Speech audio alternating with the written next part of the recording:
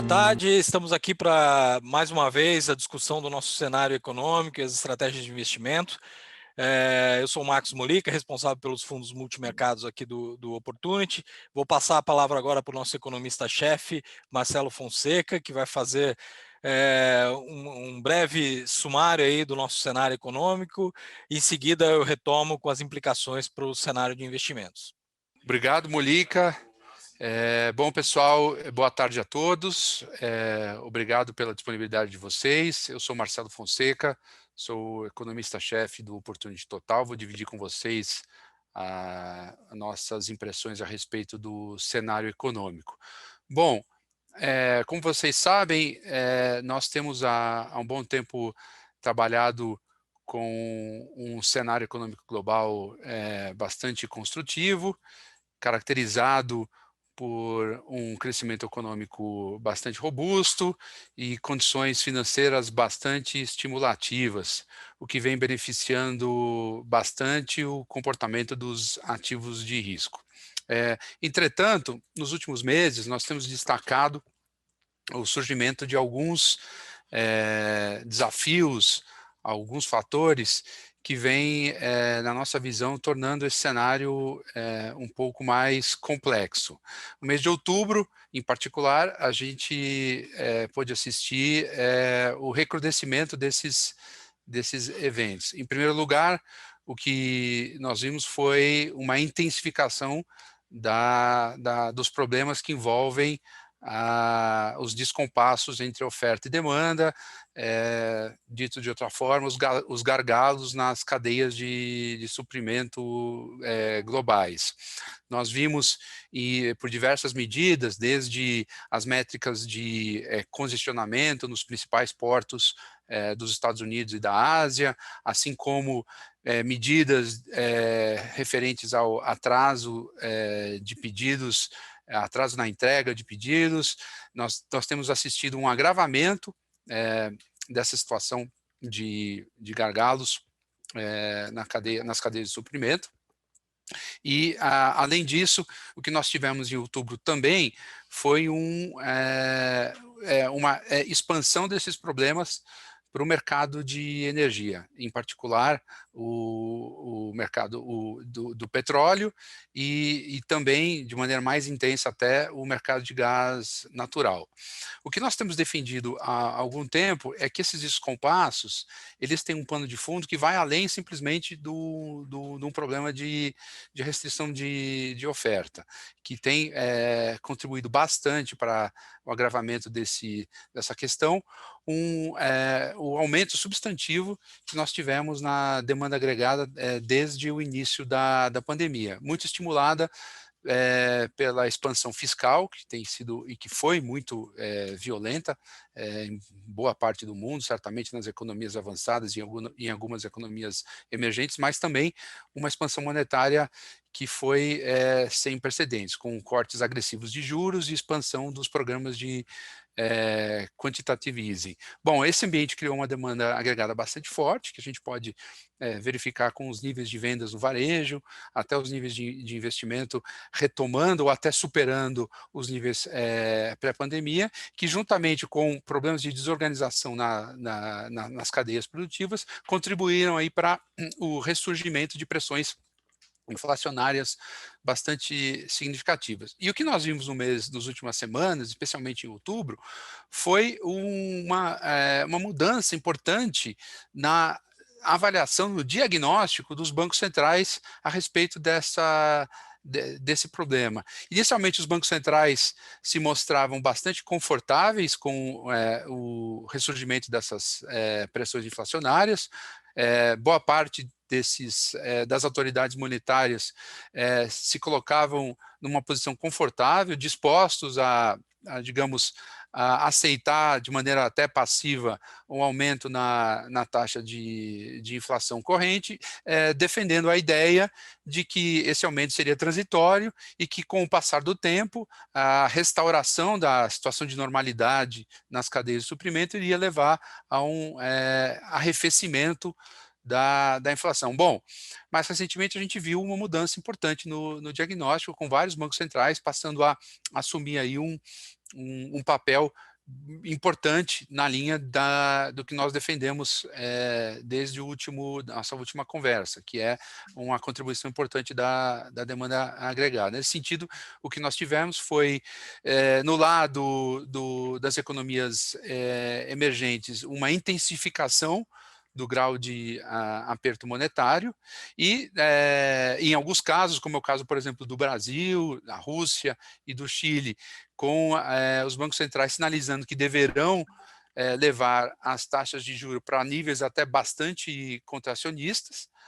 E no caso das economias avançadas, o que nós temos assistido já alguns bancos centrais iniciando o processo de normalização, certamente muito mais gradual do que os bancos centrais emergentes, mas iniciando esses processos de normalização, ou em vias disso acontecer.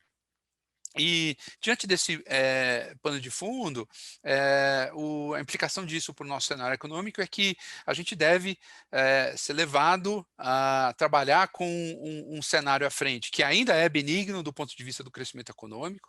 Como o Marcos vai comentar para vocês, ele ainda é favorável para a dinâmica de preços de ativos, porém, ele apresenta mais volatilidade, já com as taxas de juros começando a subir.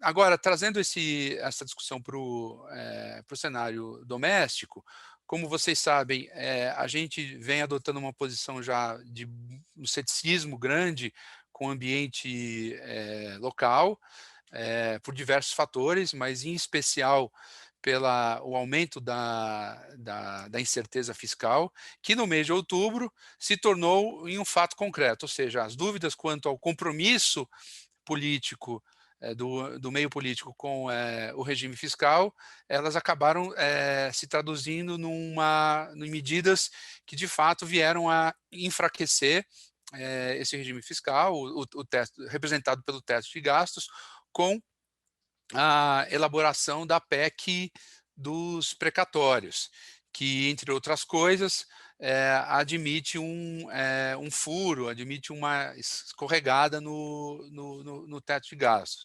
Bom, é desnecessário dizer que esse ambiente de enfraquecimento do regime fiscal levou a mais uma rodada de deterioração na dinâmica de preços ativos domésticos. Afinal de contas, a situação das contas públicas, mesmo com o progresso recente no campo da arrecadação, a arrecadação tem surpreendido bastante nos últimos meses, a situação ainda é bastante dramática, há ainda uma incerteza grande, questionamentos bastante fortes a respeito da capacidade do país de ancorar a dinâmica da dívida pública, e obviamente esse prêmio de risco fiscal ele foi e deverá continuar a ser incorporado na dinâmica dos preços dos ativos. É uma reação clara do lado da economia, né, do lado do cenário econômico a essa piora da percepção fiscal, é certamente a reação do Banco Central, que foi levado a apertar a taxa de juros de maneira mais agressiva. O Banco Central subiu a Selic em 1,5 ponto percentual na reunião da semana passada, sinalizou com outro aumento de mesma magnitude e deixou em aberto o final do ciclo. Nós aqui no Opportunity Total, nós agora trabalhamos com um cenário para a taxa terminal da Selic após o término do ciclo em torno de 12%. Veja que é uma taxa altamente contracionista e que inevitavelmente vai levar a novas revisões por parte do mercado quanto ao cenário de crescimento econômico brasileiro nos próximos trimestres. Nós hoje trabalhamos com um cenário de virtual estagnação para o PIB no próximo ano e admitimos, inclusive, a possibilidade de contração do produto em 2022, ou seja, é um cenário bastante desafiador para a economia brasileira em 22. Bom, eu encerro por aqui. Essas são as minhas considerações a respeito do cenário econômico. Eu devolvo a bola para o Marcos Molica e os meus colegas para comentarem como isso tem se refletido no nosso posicionamento. Muito obrigado a todos. Até mais. Obrigado, Marcelo, pelo cenário bastante detalhado aí. Eu vou retomar aqui com as implicações desse cenário para nossas estratégias de investimento. Como o Marcelo falou, a gente continua com um cenário bastante construtivo no âmbito internacional. Os mercados ainda contando com um amplo respaldo de estímulos econômicos, tanto monetários quanto fiscais. Isso dá um pano de fundo ainda bastante construtivo para ativos de risco. No entanto, eu acho que alguns extremos desse cenário começam a se materializar, e foi o tema principal que a gente explorou nas nossas estratégias de investimento. A nossa visão aqui do cenário internacional, enquanto prevalecia uma visão de que o choque inflacionário tinha uma natureza eminentemente transitória, provocado por uma disrupção das cadeias produtivas, a nossa visão aqui é que ele era, como o Marcelo falou, a situação era um pouco mais complexa. Na nossa visão, além desses problemas das cadeias de produção internacional causada pela pandemia, nós acreditávamos que o excesso de estímulo no sistema estava levando a uma pressão também de demanda em cima dessa situação de oferta complicada. Então, quando você adiciona esse componente de demanda, a nossa interpretação é que cedo ou tarde os bancos centrais iriam mudar a visão e basicamente iniciar um processo de alta de juros para que você mantivesse a ancoragem nas expectativas de inflação. Então, teria que haver um rebalanceamento desse excesso de demanda aí no mundo, e uma parte desse trabalho teria que ser feito pela política monetária. Então, a nossa estratégia foi procurar os países onde esses desequilíbrios entre oferta e demanda eram mais extremos e nos quais a gente acreditava de uma virada dos bancos centrais. Então, a nossa estratégia foi colocar posições tomadas numa série de países. Vou citar aqui alguns: UK, Canadá, México, Chile, os países do leste europeu, Polônia, República Tcheca.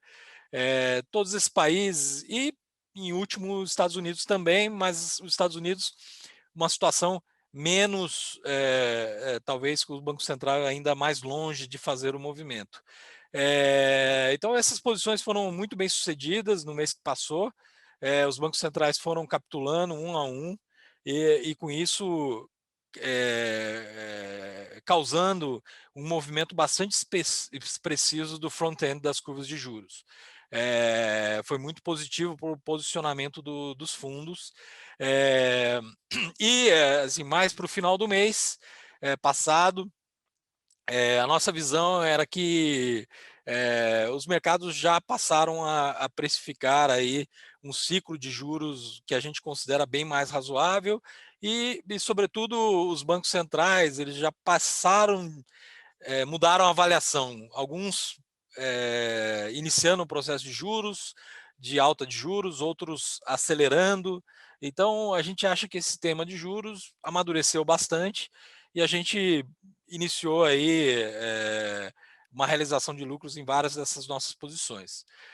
Paralelamente a isso, pelo cenário positivo que a gente tinha, principalmente com os Estados Unidos, a gente ainda mantém posições compradas na Bolsa Americana, e que a gente acredita ainda que tem espaço para alta, dado o cuidado aí com que o Banco Central vai fazer a remoção de estímulos.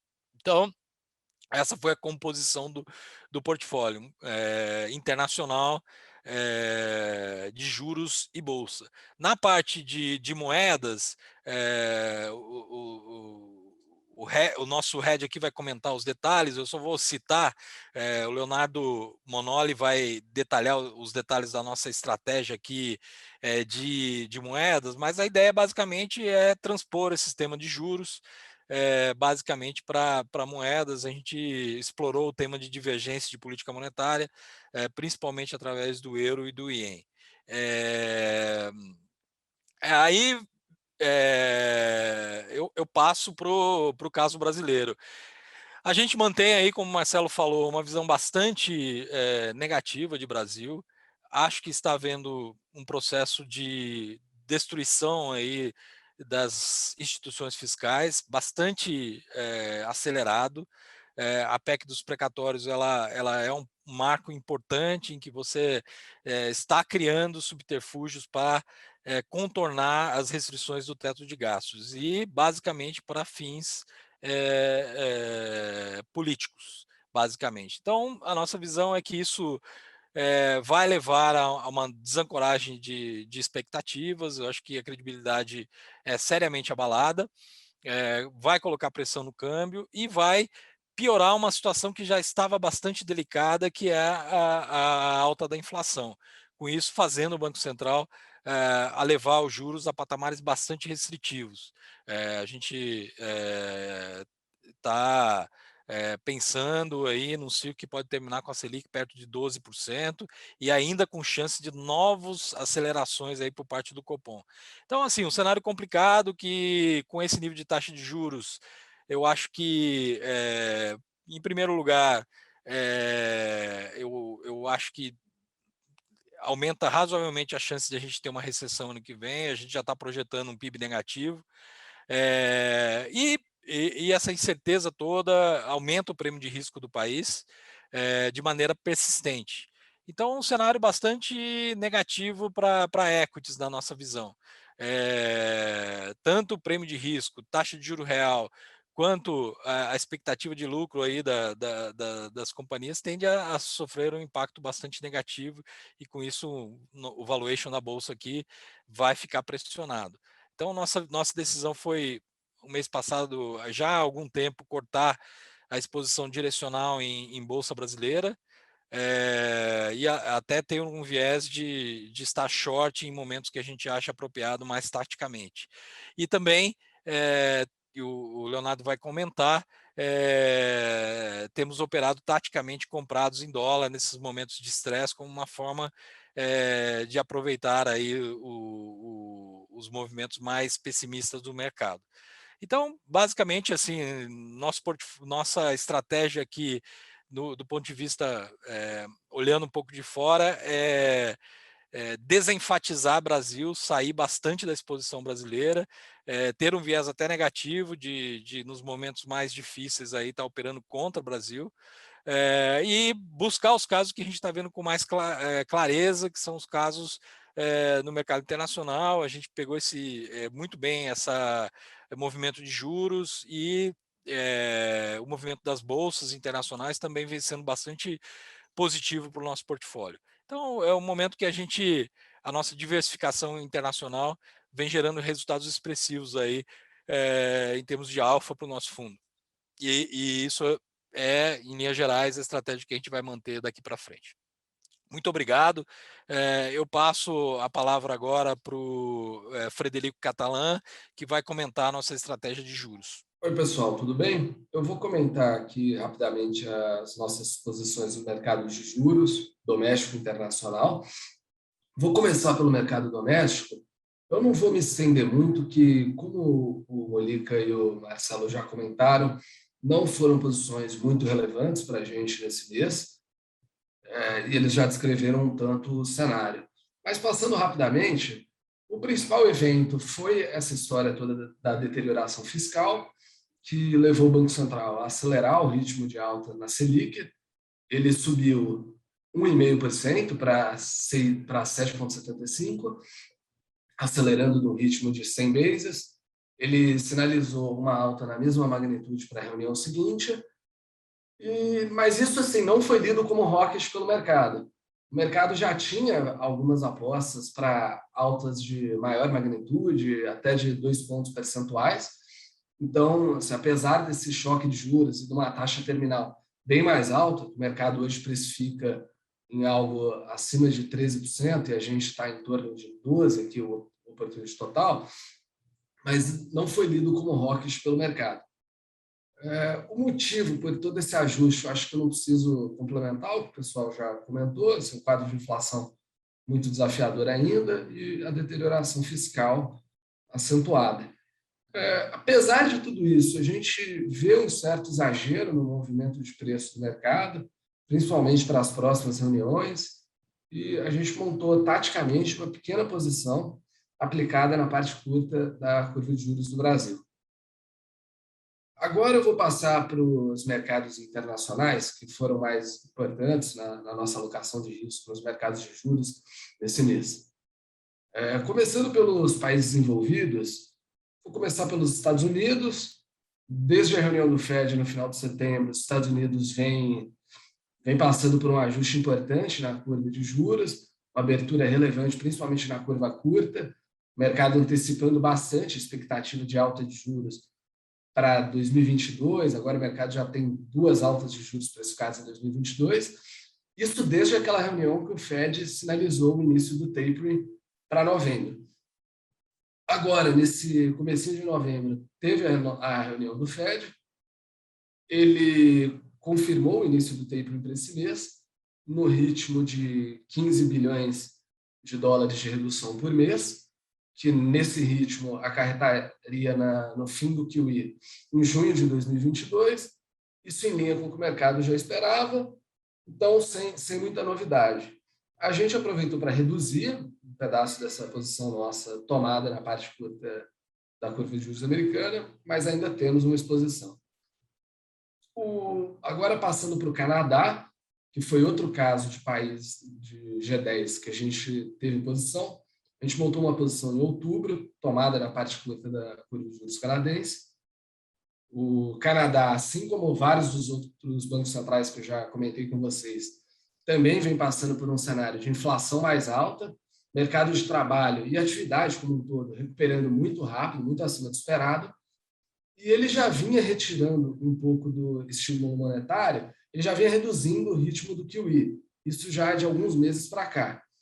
Mas, em relação à taxa básica, ele não tinha começado a subir e sinalizava alta só lá para o final de 2022.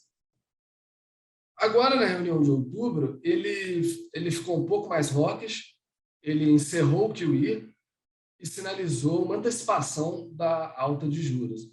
Falou que, ao invés de ser no final do ano que vem, seria no começo do ano. Isso promoveu um ajuste importante na curva de juros deles, e foi bem positivo para a nossa posição, e a gente aproveitou a oportunidade para zerar nossa exposição ao Canadá.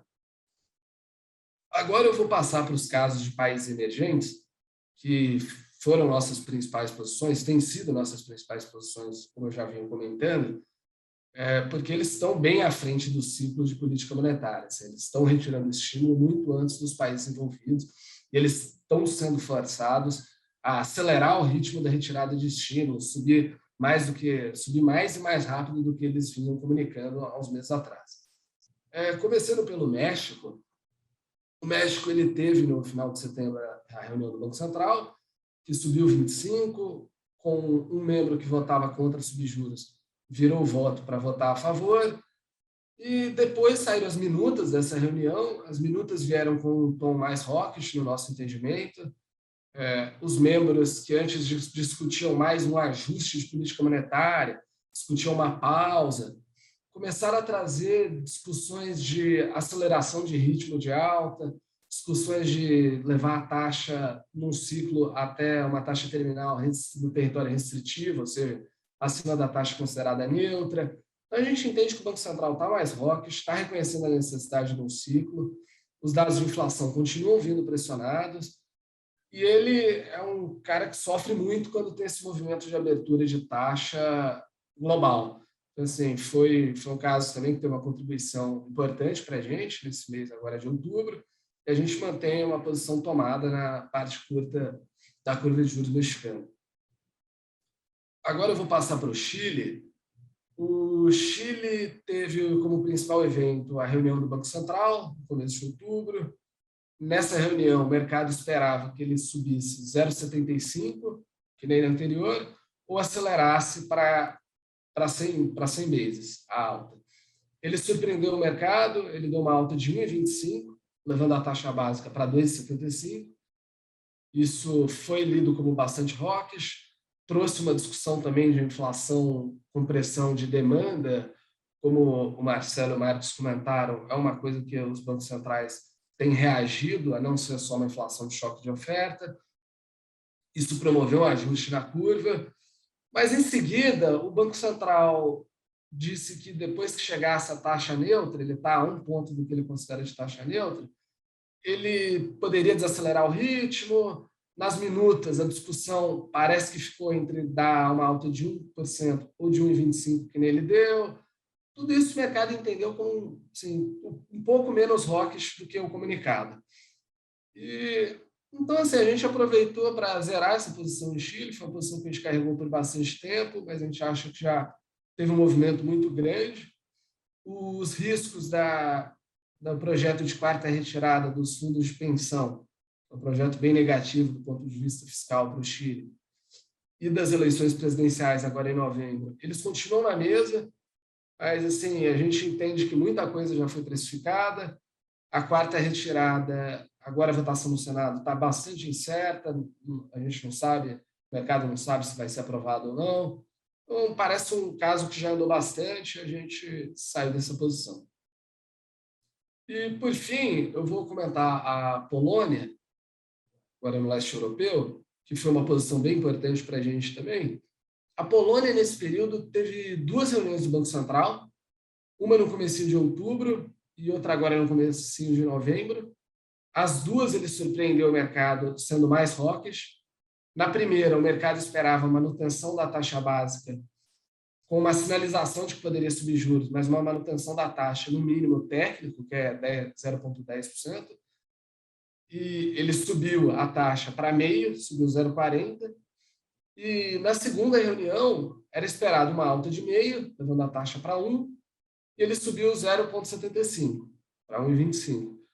E nessa segunda reunião, além dele querer se mostrar à frente da curva, novamente, em 2 reuniões seguidas, ele veio com um discurso muito hawkish, reconhecendo pressão de demanda na inflação.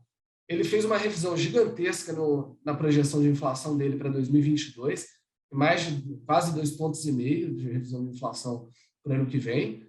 E veio com um discurso assim, de whatever it takes, sinalizando que faria tudo o que fosse necessário para trazer a inflação de volta para a meta no horizonte relevante dele. Isso promoveu um ajuste muito grande na curva de juros polonesa, foi excelente para a nossa posição tomada, e a gente taticamente zerou essa posição. Mas é um caso que a gente continua acompanhando com o viés de ter posições tomadas. Do meu lado, foi isso, pessoal. Obrigado. Eu vou passar agora a palavra para o Leonardo comentar os mercados de moeda. Olá, pessoal. Eu vou comentar um pouco sobre os mercados de câmbio. No decorrer de outubro, a alocação macro em moedas, ela continuou direcionada pela moderação nos indicadores de atividade global, pela continuidade das pressões de preço e elevação das expectativas de inflação, de uma maneira ampla, e não somente na comunicação mais firme, como também na ação por diversos bancos centrais com elevação de juros e retirada de estímulos. O efeito disso foi a abertura nas taxas de juros curtas, tanto em mercados desenvolvidos como nos países emergentes, e nesse ambiente não performaram bem, tanto as moedas de G10 com bancos centrais que estão mais distantes de uma retirada de estímulos, como as moedas de emergentes com economias ainda em frágil recuperação. Tá? Então, tendo isso em mente, eu tenho algumas posições de FX para comentar. Primeiro, sobre o real, nós seguimos com uma visão semelhante aos meses anteriores, tá? Onde o Brasil segue com riscos controlados na questão da pandemia, o Banco Central segue com ciclo de alta de juros, buscando taxa terminal em nível restritivo. Mantemos uma leitura de atividade mais fraca para o ano de 2022. E essa confusão política sobre pautas econômicas segue trazendo muito estresse aos preços dos mercados locais, e isso ocorreu durante todo o mês de outubro. Tá? Então, desse modo, durante a primeira quinzena do mês, nós trabalhamos de forma tática com compra de dólares contra o real. Tá? Essa posição foi reduzida no decorrer da segunda metade do mês, após uma elevação mais forte da taxa Selic, e por estarmos, naquele momento, a poucos dias aí de uma eventual votação da PEC, que é o que a gente entrou essa semana, tá, dos precatórios pela Câmara. Tá? Nesse momento, a gente está um pouco mais leve no real e aguardando aí o desenvolvimento dessa questão da PEC para definir como a gente vai trabalhar daqui para frente. Tá? Comentando sobre mais algumas de nossas posições, eu vou falar de moedas de G10 aí, tá? Especificamente do euro e do iene, que o Marcos já citou. Tanto para o iene como para o euro, trata-se de um caso onde o fluxo de capitais deve seguir migrando de forma contínua para os Estados Unidos, baseado em diferencial de crescimento, diferencial de juros e diferenciais de inflação versus a ação política monetária de cada uma desses países, tá? Dos bancos centrais desses países. E tudo isso em favor dos Estados Unidos. Tá? Então, nesse sentido, a gente veio trabalhando durante todo o mês de outubro e a gente continua vendido no euro, vendido no iene e comprado no dólar dos Estados Unidos. Tá? Por hoje eu tinha apenas isso para passar para vocês, eu fico por aqui e passo novamente a palavra ao Marcos para as considerações finais. Bom, muito obrigado. Chegamos ao final do nosso call. Espero que tenha ficado claro o nosso cenário econômico e nossa estratégia de investimento. A gente está sempre à disposição aqui para esclarecer quaisquer dúvidas que apareçam e no próximo mês estaremos de volta aí dando um update dessa visão. Muito obrigado, até a próxima.